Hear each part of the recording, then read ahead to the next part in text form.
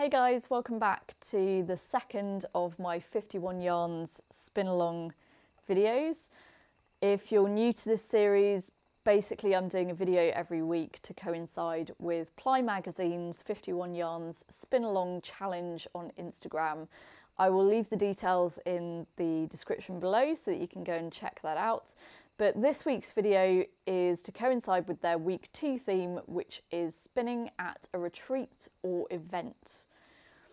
Now this is an interesting one for me because although I spin in public fairly frequently, in the sense that I take my mini spinner to my local craft cafe and I go and spin there quite a lot, I've only actually had one class on a spinning wheel, and that was with Judith MacKenzie.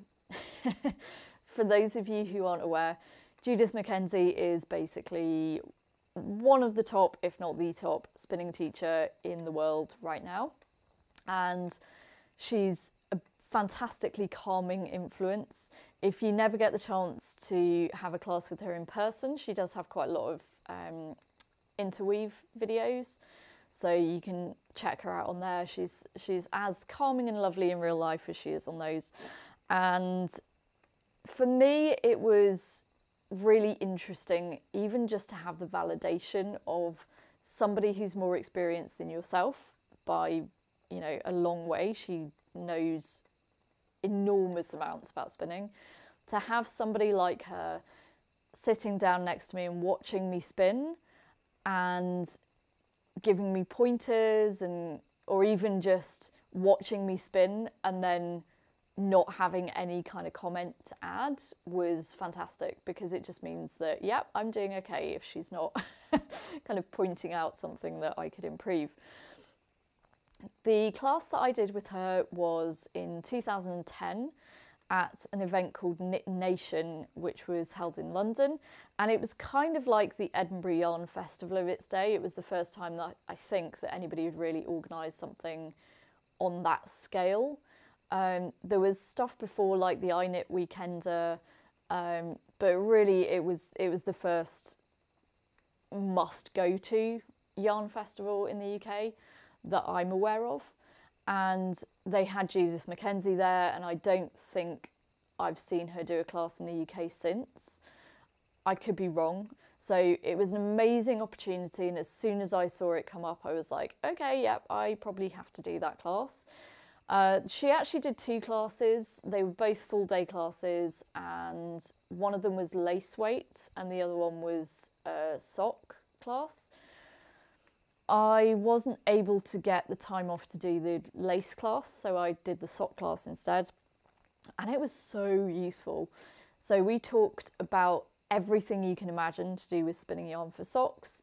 We talked about durability, we talked about the construction of the yarn, we talked about joins, we talked about all sorts of stuff, and it was just a fantastic experience to be in a room with not only her but all the other spinners in there who had so much experience. And I'd only started spinning maybe about a year before that class, so I was really just trying to take every opportunity to just, you know, soak up as much knowledge as I could. I do have some treasures that I thought would be kind of fun to show you, and these are all treasures from that class. So I will, I'll show you those now, and you can have a little look and see what I came away with. The first thing is a little sample, and this is a sample of this mixed merino that she bought to use with the students. Beautiful, loads of different colours in there. And this was, I think, a 2-ply sample.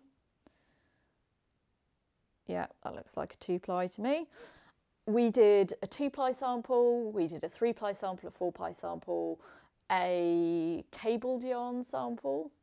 So she got us to do, I think, my memory is really fuzzy on this because it was 8 years ago, but I think she got us doing 2 plies and then plying those together to do a cabled yarn. So that was one of the samples that I did. I did have a sample card of what we did, but it got really tatty over the years, and I think I got rid of it in the end. which I now regret. Do not get rid of any of your samples. They will come in useful one day. But that's the first little treasure. There's also a little collection here of some merino that she was using in the class. So few different colours. I've used some of them over the years for blending when I've been doing bats and things like that, but there's still a couple of colours left over. She also bought us some silk, which is just beautiful. And I haven't seen this in a while. I had to go kind of digging through my stash to find this, but it's just such beautiful colours. There's a kind of a teal, there's a kind of golden yellow, and then there's a dark plummy purple. They're really beautiful, and I need to think about doing something with these colours, if not with this specific fibre, because there's not a huge amount of it, but oh, just so gorgeous, isn't it? I love it. Love it, love it, love it. So there was that. There was also this, which is BFL and silk, which I've never touched and I really should. I think we used a little bit of it in the class, but there's a pretty decent little chunk there. And then this one is some Texas mohair. I still haven't done a lot with mohair, and again, that's probably something that I should look at doing. I'll have to see if it's in the 51 yarns spin along somewhere along the line.